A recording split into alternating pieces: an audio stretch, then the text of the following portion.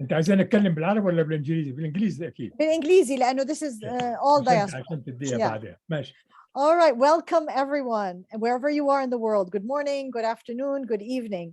Assalamu alaikum, as we say in our part of the world. Peace upon you all. We are so excited to have our keynote for the second day of the Global Conference for Sciences in Diaspora, Professor Farouk Elbaz. We are honored to have him to share his insights into how do we harness the potential of science diaspora in all types of diaspora across the world.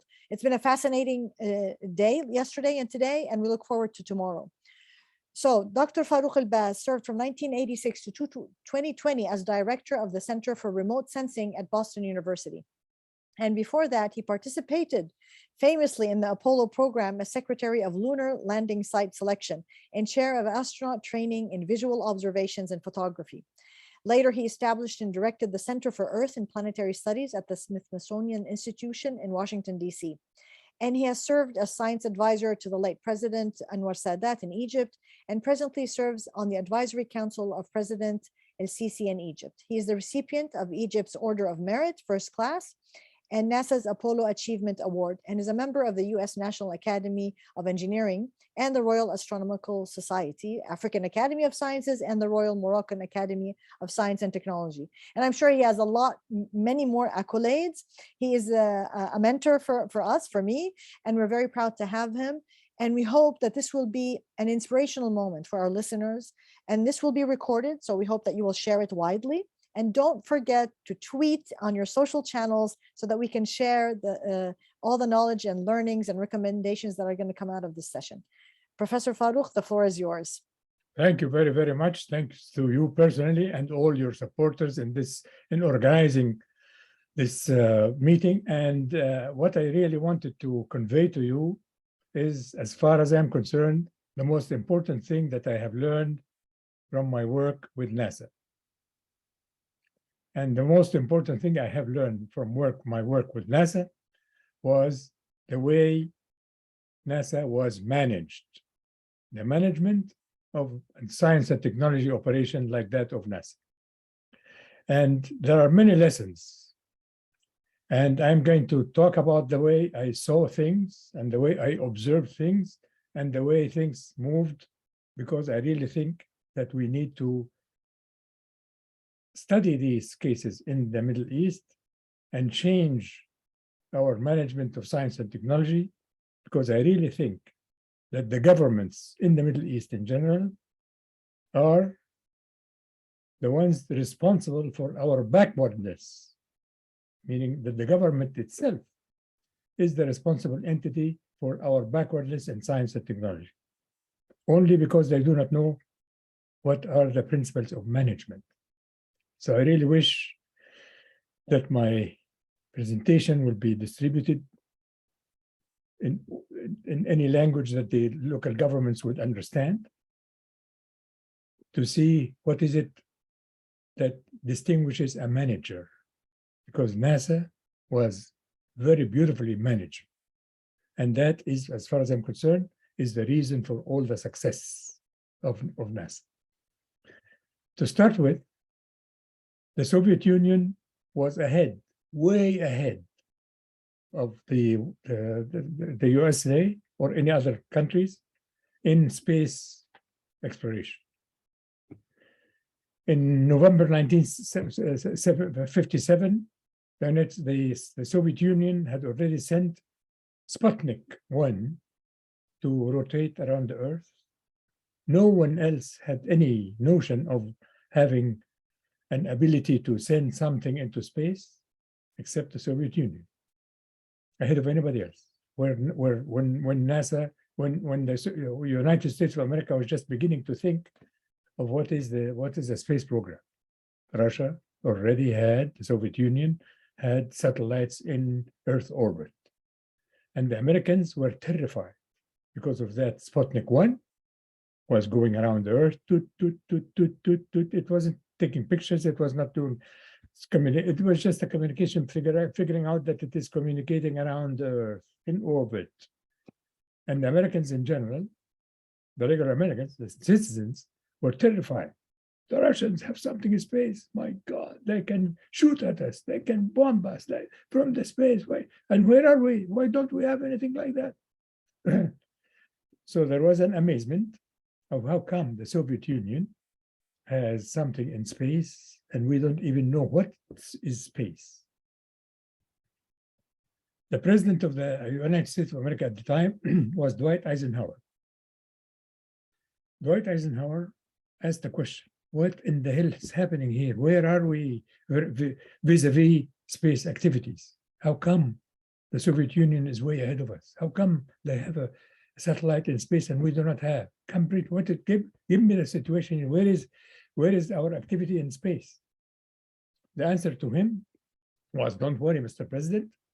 We have 3 different programs and they were working very well. He said, where are these 3? They told him 1 is in the Army, 1 in the Air Force, and 1 in the Navy. 3 space organizations, and all of these 3, and they are working very well. He looked at them and he said, you're telling me that you have 3 and they're working very well. And now we see that the Russians are way ahead of us and they have something in space and we have nothing. We don't even know how to do that. And you have 3. And you have them all within the military operation, within the Army, whether it is the Air Force or the Navy or the troops in the Army. I tell you what, close all 3 of them completely. Collect the budgets that you give to all 3 and put them into 1 and start a civilian organization that has nothing to do with military activities or secret stuff. Keep it civilian and keep it outside of the defense operation altogether. And I'm telling you to do that because an operation like that in 3 different aspects of, or 3 different parts of the American government, they will compete with each other, and they would not want to have any one of them make it, and they are going to delay each other and compete with each other, and we will go nowhere. And I want you to put it into the hands of a civilian operation, does not work on any secret stuff, so that it can benefit from all the research professors and all the scientific institutes within the whole country. This is not something that we can lock it up in a closet, in a small organization. This is something that where we have to benefit from all the brilliant people in the universities and the scientific research centers throughout America. And therefore it has to be a civilian operation, and it has to be a civilian operation. It has to be non-secret organization, so that it will benefit from the knowledge in all the universities and all scientific innovation. And they did that. And that was the beginning of the success of the space program of the United States of America. They established NASA, which was a civilian operation, having nothing to do with secret stuff. And it could communicate with and have meetings with and go have people from these places to work with it, or hire some of these people to work at NASA headquarters. And it has the ability to select the best possible minds in the science and technologies throughout the country, wherever they may be, and encourage them to work with their buddies and their friends and their workmates anywhere in the US. Within 3 years, it became a NASA. It worked out very nicely and it was established very well.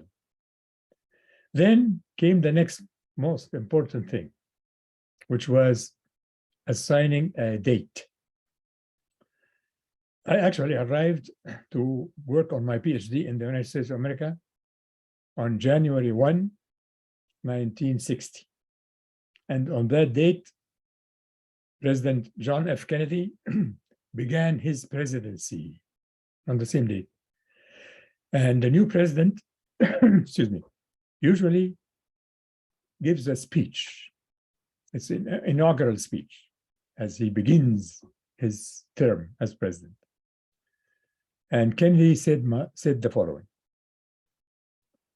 within this decade, we are going to send a man onto the moon and bring him safely to the Earth. Meaning that NASA, you have got to work out all of the problems and launch something and send humans to the moon and bring them back safely to the Earth within 10 years. So that's the time limitation.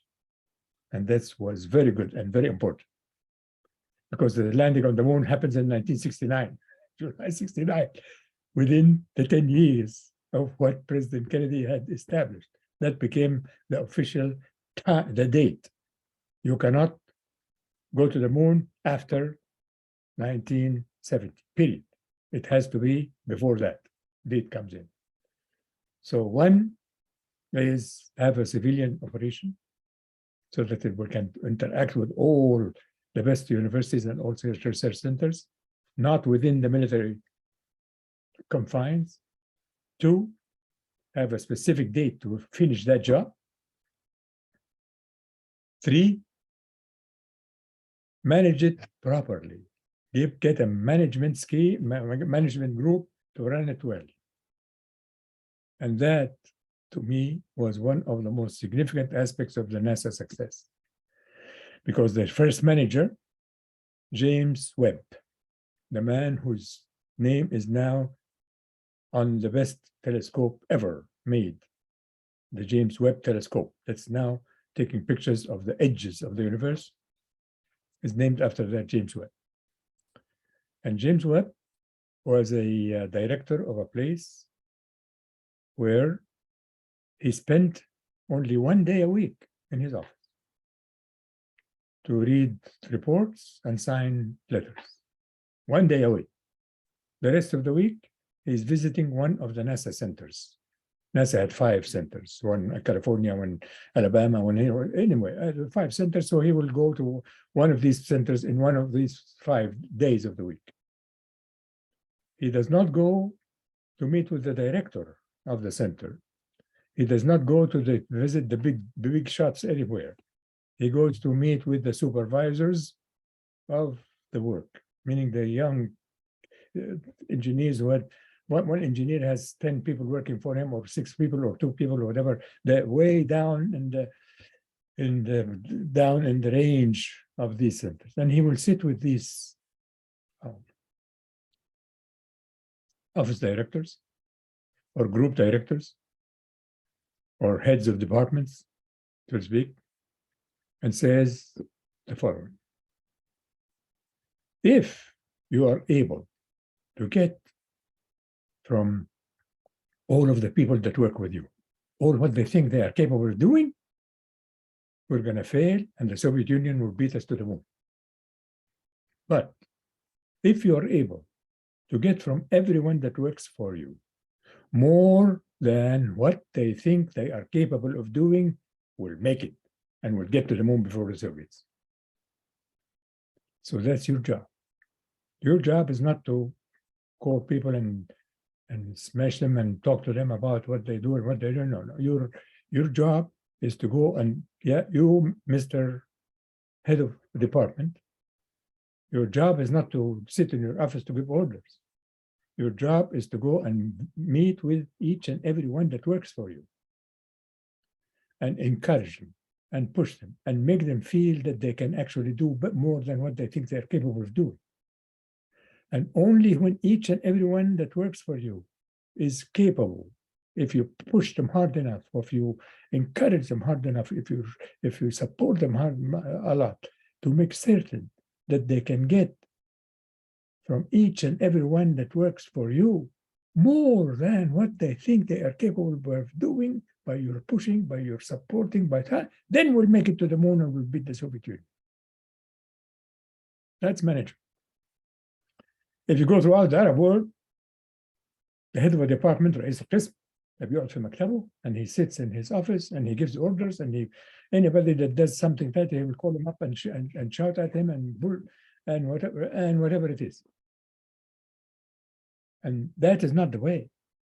The way is to go to your people and support them and encourage them and tell them, no, that you're doing a fantastic job, but I think you can do even more because I know you're doing a fabulous job. That's the job of a head of a department. I will give you an example of the way things are in our places in the Arab world. Once I went to see a minister because I heard about I know about a research center that was doing so well with a young bunch of people that are just new graduates and new PhDs and so on, are doing a fantastic job. And I thought their boss's boss should know about it and should encourage them because of my knowing of what James Webb used to do. So I went to that minister and I sat with him. Said, after saying good greetings and all of that, I said, do you have the center such and such has a whole bunch of people. There are about 25 of them, and they are doing such a fantastic job. They're all young and energetic and doing a fantastic job. It really is something that I'm very delighted to know about what they're doing at that time, and you should really encourage and help them and listen to them. He looked at me and he said, where is that center? I was absolutely stunned. I said, where? So I stood up. I was sitting in front of his desk. I stood up and went back to where he is sitting. And he looked at me. I held his hand. I said, come with me. I took him up. I went to the elevator. And the elevator opened. I took with the minister and him. I still held his hand because I was so disgusted. I was mad. Held his hand and went into the elevator. I told the guy from the elevator that level 3. And we went down because I didn't want to tell him what it is or where it is. I was absolutely stunned. So I went and the door opened at level 3 and I pointed out my hand. I said, here's the group that I'm talking about. It is part of your ministry in your building. So here is a bunch of people, young PhDs and doing a fantastic job, doing research, publishing, and doing a fantastic job in the same building of the minister. And I have heard about this group and I wanted to support them, and everybody in the country or abroad knows about their publications and they said it's a good, and the minister has never even heard the name of the center. And after I told him what it was, he asked, where is that? So he has no idea where is this place. Let's compare this with James Webb, who visited each and every department in each and every research center of the 5 within NASA. All the heads of this department know him personally, and he talks to them personally, and he knows what they are doing personally. And he does the encouraging them personally, and he gives them that supporting papers personally.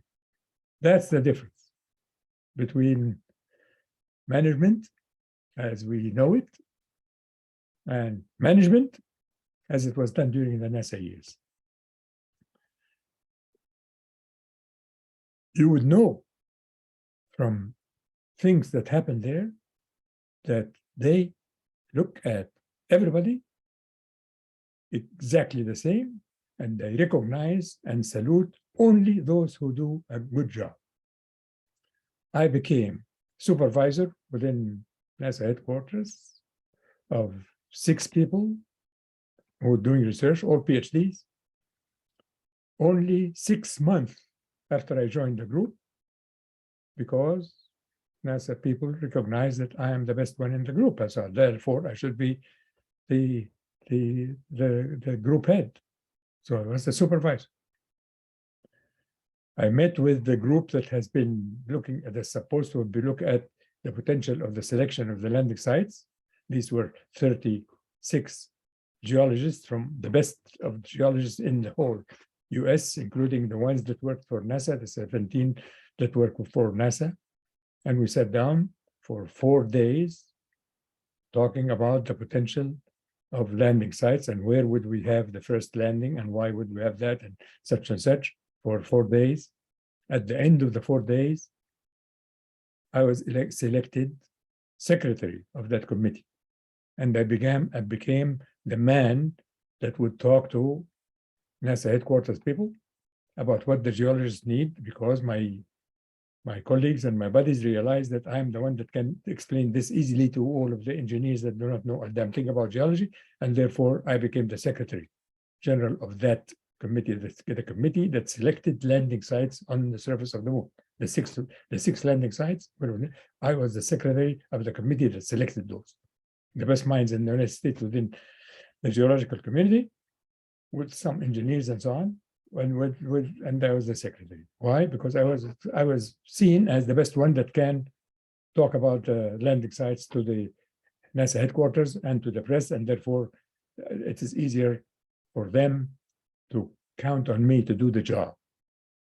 So this is part of the management schemes, meaning that the management of NASA headquarters allowed the scientists within themselves to select the person that will talk on their behalf. They did not interfere in the sciences. They interfered in everything else that has to do with the engineering. But when it came to the scientists, they left it all to the engineers, to the scientists. And the scientists came and met and elected me secretary. And I became, as far as NASA headquarters is concerned, the secretary landing site. NASA headquarters would not say a damn thing about landing sites on the moon without asking me or without including me. So this is a lesson in managerial success. How do you manage science and technology? How do you recognize ability? How to push your own people to acquire more knowledge based on the fact that they can? How to recognize the ability of everybody and his mother and doing this and that.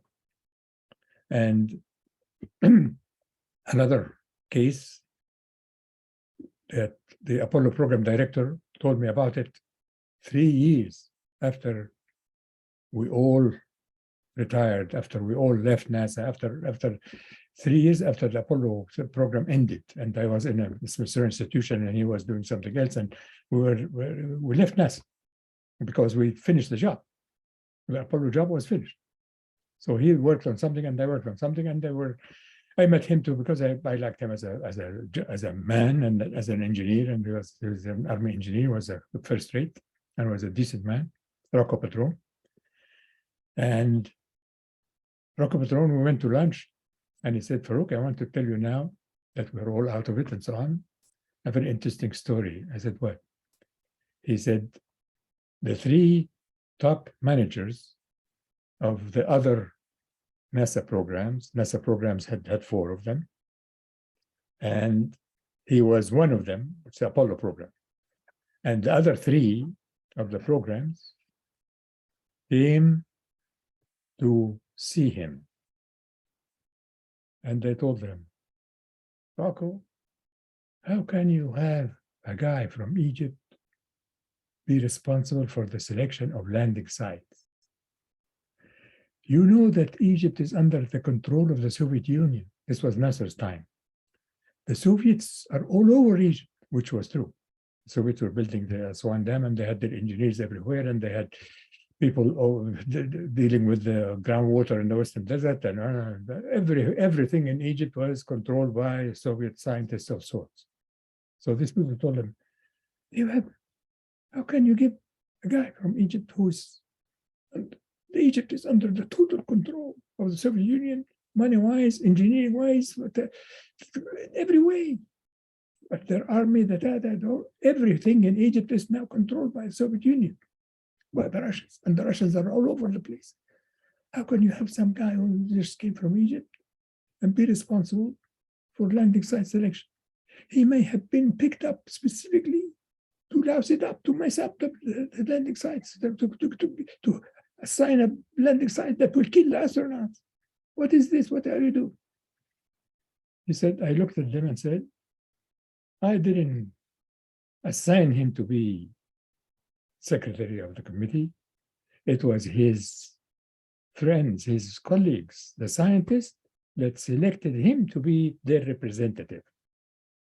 So he can talk to us engineers about what the scientists would like to do on the moon. Don't tell me where he came from. Tell me one bad thing he does, and I will throw him out of my own window. But nobody has ever seen this man do anything wrong. He's totally dedicated to the job. The astronauts think that he is the only one that can teach them right. The geologists are the ones that selected him secretary, and he knows more about the moon than anyone else around him. And don't tell me why should he come from or where he came from. As I told you, tell me one bad thing that he does, and I will kill him myself. There's nothing like this. That's it. I don't want to hear anything like this anymore. You may leave now. So that's for the program director, those 3 other program directors at NASA. Meaning what? Meaning that NASA recognized the ability for contributing to the job at hand. The job at hand was safely put some humans on the moon and bring them back safely to the Earth. So that's what the job. And my job was Secretary of Landing Site Selection. So I should be able to help NASA select the best possible sites to land on the moon, the safest, the most interesting, the most scientifically valid. And I was doing that as one of a team of geologists from the best geologists in the United States of America.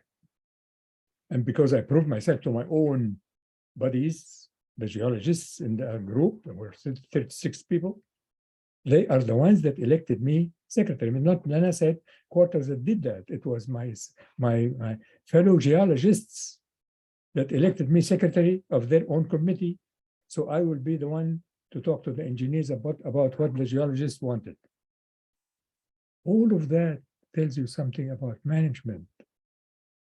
It is the management of the city of the scientific science and technology groups that want us. It is the head of the company that never goes to the labs. Then the labs will never make it. If the head of the company goes to the labs and talks to the people there, he encourages them, the product will improve and the production will increase. If the head of a department speaks with all the professors in his department, the level of the scientific teaching will improve. If the professor that heads the department sits in his office giving directions, nothing good will happen. But if he knows what to do, and if he goes to each and every professor in that department, talks to them, help them to smooth the surface behind them, the way Jim Webb did, he never sat in his office except one half afternoon and the rest of the time he's speaking to people that do the work. It is management and encouraging and pushing up and supporting. Like Rocco telling these people, if you tell me one thing he did wrong, I will throw him out my window. He is the man that his own colleagues elected him. He is the best one for that job, shouting at them. And these are heads of departments within NASA the way he is, meaning equivalent to him. But he would protect because he knows I'm the best one in the job. He talks to me, he talks to me constantly, and he knows that I know, and he knows I am dedicated, and he knows that I am doing the best possible job that can be done, or else my own colleagues would not have to, and had not selected me like that. So all of these are, as far as I'm concerned, the EPC of successful management. The manager who sits in his office, calling people in and shouting at them and telling them you don't know, you want me to do everything at that time. You had and shouting at them. That's a manager whose job is going to dive, or the place he's in there will die. Companies in Egypt and probably in the rest of the Arab world are not doing well because the head of the government himself sits in his office, does not know really what happens in all of the different sectors. He never spoke to the guy that handles the doorway at the outside. He never talks to him. He never figured out what this man, whether he's married or not, whether he has kids or not. So the man that saves the doorway does not feel that he is part of that operation. He feels that these people disrespect him, meaning his bosses, because nobody stopped, went down to him to ask him, like Jim Webb would go, how are you? How are you doing? I said, are you married? You have kids? And what do your kids do with that? Ah, great. Anything like that. He's never seen anything like that. But a manager who knows his people personally, who knows that if a group of researchers are doing a good job, he would know about it, not to ask me, where is that center that you're talking about? And it is in his own building. So that's the management that I'm talking about. So it really is a matter of thinking back on management. What does the management mean? Management means that you are there to support, to push, to encourage, to salute all the people that work with you and have them produce more than what they think they are capable of doing. And then you can tell yourself, I am a good manager. And management of science and technology is that, specifically that, because science and technology are things that need good thinking so that you can invent new things, invent new ideas, invent new products, and all of that invention does not come easily. It comes with thoughts, and the thoughts need nurturing.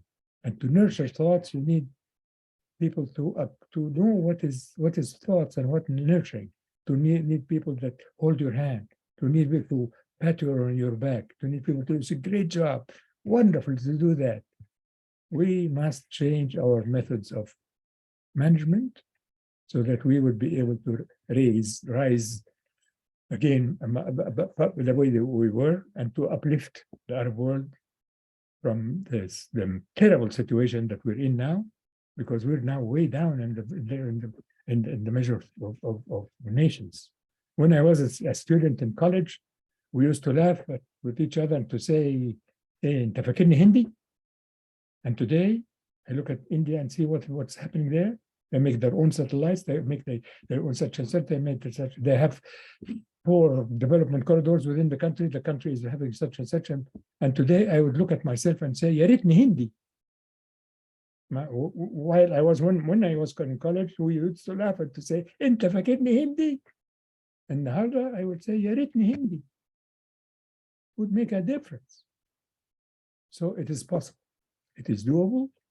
And part of الخيبة, and the part of the disaster we're in it now, and the way that the Arab world is you see itself, is basically management from the top all the way to the head of the department. Yeah, from the department head to the head of the country.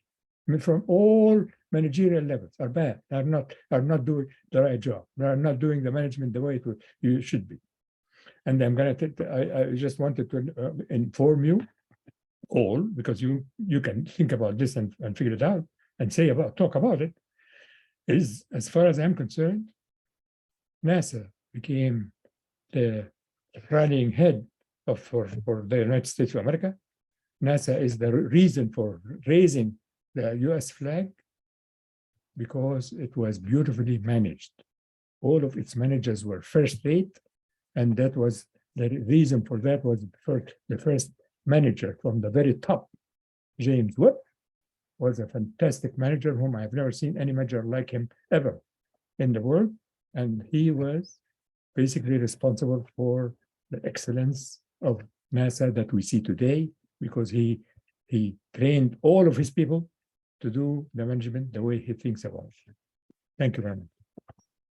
Thank you so much, Professor Farouk, for those insightful learnings and sharings, and all the narratives behind it. So many valuable lessons about holding people accountable, hiring for merit, maintaining high quality, being humble. I mean, all those, and we have great people from the Arab world in diaspora and within the Arab world. It's this, as you mentioned, the management. So hopefully people are listening And I want to be optimistic and say that the young generation are listening to you. You're a role model, and hopefully when they are in the positions of heads of departments and ministries, they will use those lessons to heart and employ them and draw upon your experience. Thank you very, very much. We look forward to staying in touch and build these networks of diaspora across the world. Thank you very much. Thank Have you. a great day and take Thank care. you. Thanks. Thank you.